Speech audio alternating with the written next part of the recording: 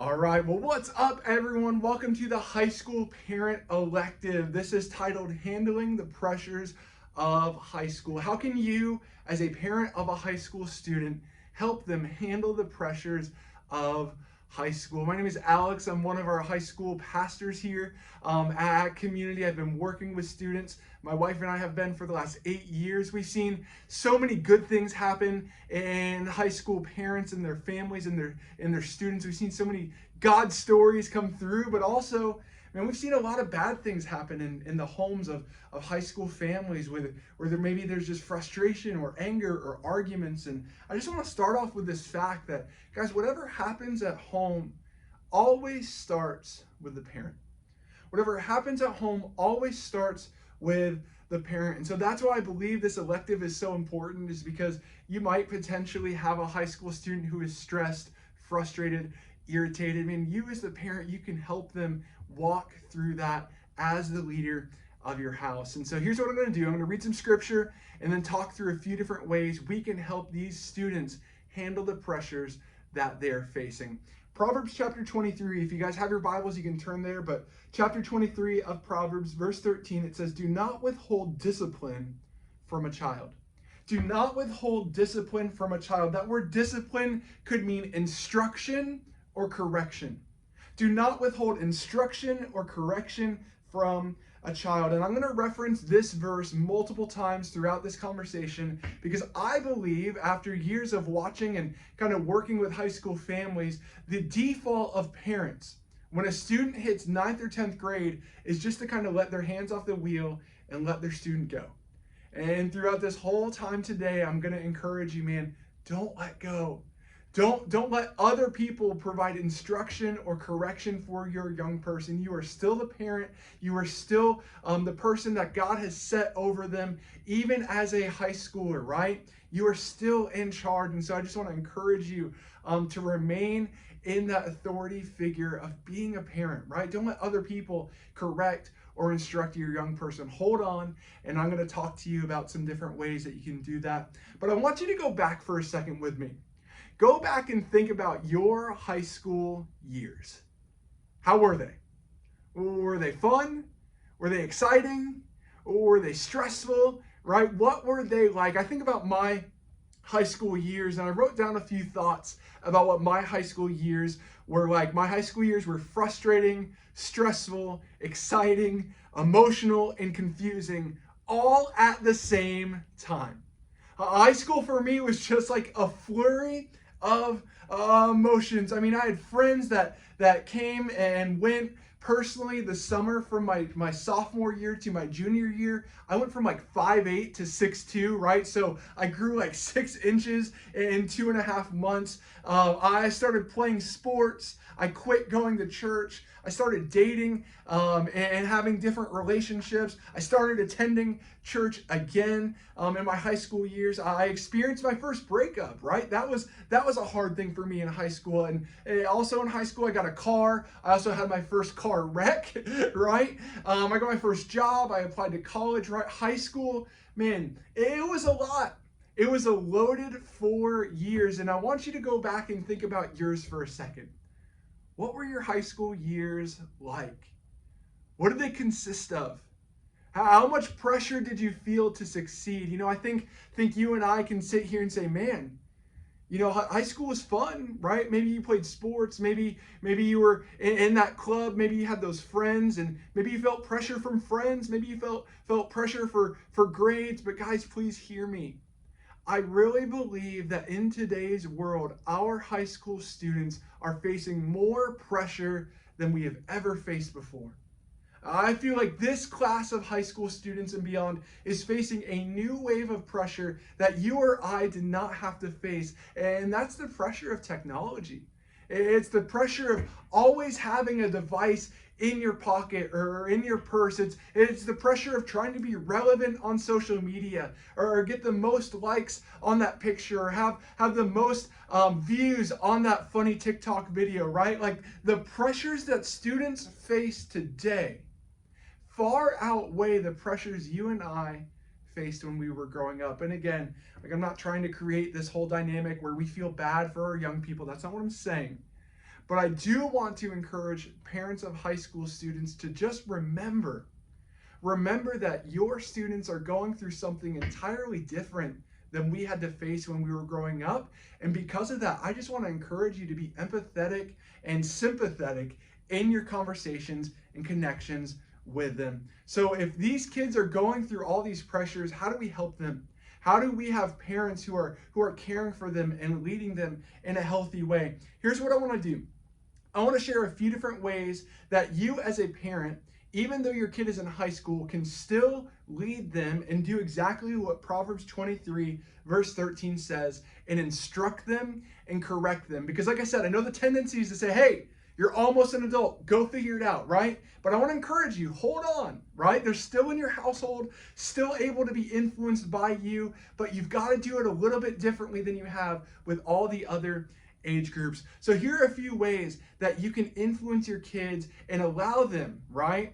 Allow them to have grace and peace in the pressures that they're facing right now. The very first thing, if you're taking notes, is just this idea. You can help your student handle the pressures of high school by just, number one, staying engaged with them. By staying engaged with them. And there are a few different areas that I want to encourage you to stay engaged with them. In school, with friends, at church, and with fun. School, friends, church, and fun. And here's what I mean when I say staying engaged. I mean being involved in their life. Know what's going on. Be aware of the situations that they are facing. You know what's interesting to me? Is we have so many parents who don't even know what their kid goes through on a daily basis. Guys, if we are called to lead our families and lead the young people that God has blessed us with, how can we do that if we don't even know what they're facing? How can we do that if we're not even communicating with them? How can we do that if we don't know what the stresses are in their life? So let's walk through a few of these. I want to encourage you to stay engaged with what's going on at school. That means, man, you're asking them, hey, what tests are coming up? What classes are you in? What are the names of your teacher? Do you like that teacher? Is that teacher good? Why do you not like that teacher? Do you need help in a certain topic? Man, tell me about history. What are you learning? I'd love to talk about that, right? Like you actually engage in dialogue about what's happening at school. You get to know, man, the stresses that they're facing. Hey, tell me what you're thinking about college.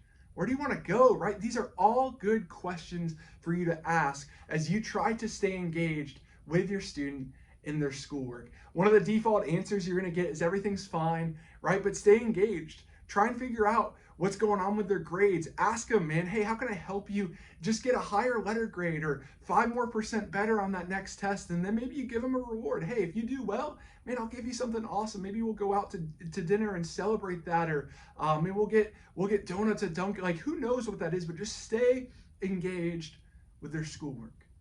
Second place is stay engaged with their friends. And if I could stress one thing enough, it would be this. Like if I could just have one thing to focus on for this whole talk, it would be know who your kids' friends are.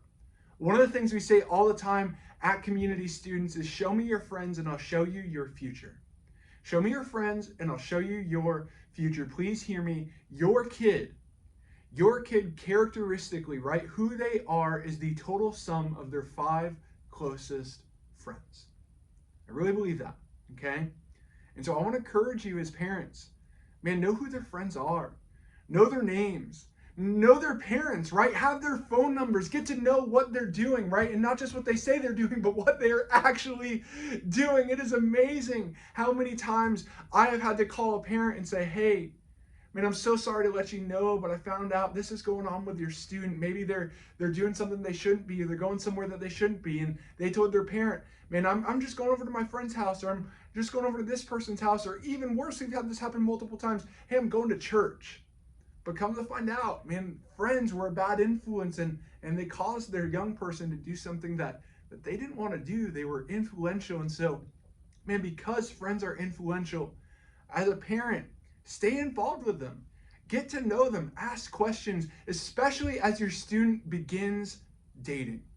You know, we advise our students, our young people, not to date until a few things. Number one, they have a car. right? Number two, they can afford a date. So parents, please do not pay for a date, okay? Make your kid earn it. If they want to have an adult relationship like that, man, they need to be able to do adult things. And then last but not least, they're ready to emotionally and spiritually support someone else. Typically, the dating phase, if done those three ways, doesn't start happening till the senior year of high school, okay? And so as you guys kind of walk into this world of maybe your student wanting to go on a date or two with somebody, get to know that person. Get to know their parents' names, get to know their parents' phone numbers. Maybe if they go on a date, you're at the parking lot waiting for them, right? Like please just, I guess, hear my heart and know that one of the biggest ways that Satan will tear down a young person is through the friends that they associate themselves with. And guys, it's up to you as the leaders of their home to make sure that they're surrounding themselves with the right people. I'm not saying you need to be controlling. I'm not saying you need to pull certain friends out of their world immediately, but I would encourage you to at least have a conversation with your student about who they're hanging out with, why they like hanging out with those people, and then get to know them. And then if you do find something that makes you a little bit unsettled, talk with your kid about it. Hey man, I didn't feel good about that conversation with so-and-so. Why are they like that? Hey, that person's parents, they didn't seem to engage. What's going on at home with it, right? Have those conversations. Another place to stay engaged is at church. I want to encourage you as a parent to ask spiritual questions to your student. Questions like, hey, how did church go? What did you learn? Right? Tell me one of the verses that you guys talked about. Every single week, we are giving scriptures and devotions to your young person, right? Ask them, hey, did you read your devotion today? Yes. How was it? What did you learn? What are you praying for? Why not? Right? Develop that type of spiritual conversation with your young person and allow yourself to be vulnerable spiritually with them and say, man, that's cool that you learned that. I struggle with that area, or maybe here's where I messed up in that area, or here's how I'm trying to correct that in my life if it's something that you haven't been good at before. And then the last way is stay engaged with them through fun. Get to know what they like to do for fun. Figure out what makes them happy, right? If it's art, man, try and study some of the art that they're into. If it's fashion, try and figure out some of the fashion that they're into. Maybe you guys go to a fashion show together. I don't know, that would be fun. Maybe it's a sport, right? Try and take them to a game when everything opens up. But right now, maybe you just go buy a basketball and you go shoot some hoops with them. Or maybe it's, I don't know, you guys watch a game together. Whatever it is, get to know what they're excited about, right? Figure that out and learn to speak their language in that. So that's the first thing. Number one, if you want to help them handle the pressures, you've got to know what the pressures are. So stay engaged, have conversations with school, friends, church, and fun. The second thing that we can do as parents is we can help our students handle the pressures by creating a thing. Creating a thing. And I use that word thing because I didn't have any other word to describe it. But basically this thing is intentional time on a regular basis with your student.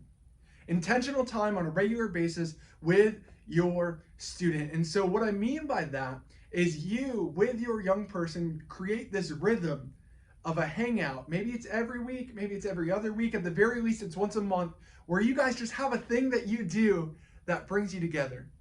I know for myself, my dad and I would watch basketball games. We would watch sports games. We would go to sports games. He would come to my games, right? And we'd ride together on the way home. We would just connect during that time. That was like our thing, was watching sports. And I knew that every 4 or 5 days, he would have a plan for us to watch this game on a certain channel at night. We would go to a game, right? We were big Jacksonville Jaguar fans, go Jags. And we would go to this game maybe every 2 or 3 weeks in downtown Jacksonville at the stadium. He would come to my games, right, as I was playing basketball or at a track meet or something like that. We had that thing. I know for other parents, they've kind of developed this system where every other week, maybe they're taking their student out to a specific restaurant and they really like to get queso dip, or they really like to eat at this place. And that's kind of their thing. And they enjoy the food, they connect, they talk. I know some parents, man, they like to build things with their kids. And so they'll invite them out to the garage, they'll get their saws out, their tools out, and they'll just spend time building and talking and connecting together. I know some parents, they do this and they love it. They'll go shopping. And there are some parents who won't even buy anything, but they'll just walk through the stores with their student and look at different things that they could buy and say, oh, that's cool, or like my wife says, that's cute, or whatever, right? Like they'll just do that shopping as their thing. But here's the thing about this thing, is it takes the pressure off of having an intense one-on-one conversation, and it actually allows you to connect with your student because you're doing something physical with them. And as you're doing something physical with them, their minds are just going. And they're just talking, and they're just connecting, and they're just revealing what's going on in your world and in their world. And you guys start to form this bond as you do this thing. So I just want to encourage you, man, develop a thing. Invite your kid to go bike riding. Invite your kid to go walking with you. Invite your kid to start a new hobby. I don't care what it is, but man, develop a thing and watch how that connection between you two grows, and you're able to still instruct and correct your student in a non-threatening way. I think that's the biggest thing with high schoolers, is instructing them and correcting them in non-threatening ways, and developing a thing is a great way to do that. Third thing, I've got two more. Third thing that you can do that will help them handle the pressures of high school. Number 3, help them develop core values. Help them develop core values. In other words, sit down with them, grab some paper, take out maybe an hour or 2 hours of your night and say, hey, man, we're going to get some soda or some water or some desserts or whatever. And we're going to sit down and we're going to figure out some core values for us, for you, and for me. And what that means is you're essentially asking them the question, we are going to define who you want to be. Who do you want to be? And based off of that conversation, what you're going to do is you're going to create kind of this chart of maybe 5 or 6 characteristics that you want to define of yourself, but also your teenager wants to define them. So some examples would be, you sit down with your teenager and you ask them, hey, tell me who you want to be, right? Tell me when people think of who you are, what do you want them to think about? What characteristic traits would they say, hey, these are intrinsic to you? They could be things like honesty. They could be things like integrity. They could be things like a strong work ethic, or caring for people, or compassionate, or a good listener, right? Whatever they are, like list 5 or 6 different things that your kid wants to be defined by. And then you do the same exercise for yourself. Hey, I'm maybe in my 30s or 40s or however old you are, but hey, I'm going to do this exercise with you. Imagine how powerful that would be, right? And you guys as a parent and a teenager are able to set common goals about who you want to be, and in turn hold each other accountable to the person that you want to be. Hey son, I know you said you wanted to be a hard worker. Man, why aren't you doing your homework? Hey son, I know. Hang on 1 second.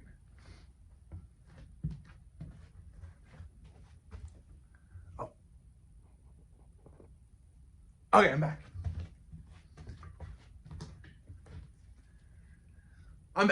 Hey son, I know you want to be a hard worker. Why aren't you doing your homework? Or hey, I know that you talked about you were wanting to be an honest person, but I checked your phone and I actually know that you said you were going here, but you went here. What's up with that? Or maybe even they hold you accountable, right? Like, hey dad, I know you said that you were going to be loving and compassionate, but I didn't really like the way that you kind of came at me and said those things, right? Like that type of accountability is only going to help communication with your high schooler. And then this last thing, and this is so important.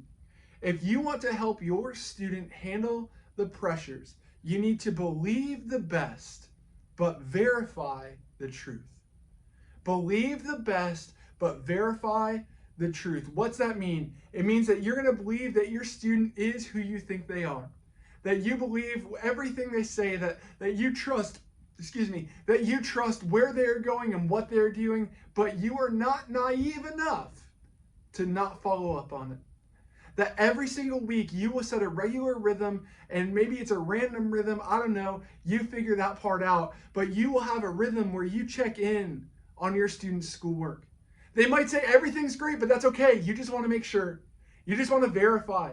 You just want to make sure that the teachers are communicating well, they're communicating with their teacher, their grades are good, all that kind of stuff. You want to verify of who they are on social media. Guys, I hate to break it to you, but some of our students, man, some of our students are living one way in front of their parents, but a totally different life on social media. Hey, who's following you? What pictures are you posting? Do you have a second account, right? Like that's a big thing with a lot of young people is they have multiple accounts, right? And so guys, just be aware of that. Verify, verify, verify. Check in on their text messages. Hey, who are you talking to? Who's messaging you? What are you guys talking about? Hey, I didn't like the word that person used, so I don't know. I deleted their number, right? I don't know. That would be an extreme case. But just think about that. Like, it's okay to verify on your kids' social media and text messages. Chances are you're paying for their phone bill, right? So it's okay to do that. Believe the best, but verify. And through that verification, you can have some good conversation and talking points. The last place I would encourage you to check in with is your student's life group leader. You know, all of our high school groups, life groups, have caring adult leaders who are there to love and lead and pray with and pray for your student. If you want to know how they're doing spiritually or how they're taking in content at church, or even if they're paying attention at church, man, reach out to them. If you don't have their number, send me an email. I will get you their number. These are people who genuinely want to help your student grow. And if you want to see growth in your student's life, connect with that person. Connect with their leader and watch as that two-part relationship only helps your student get better. Please hear me. These students experience so much pressure on a daily basis. But guys, we as parents, you as parents of these high school students can help them handle the pressures by staying engaged, by creating a thing, right? A regular rhythm of connection, by developing core values, and by believing the best, but verifying the truth. Guys, our ministry is here for you. We're so thankful that you have allowed us to minister to your students. And if you have any questions for us, please let us know. Thanks, guys.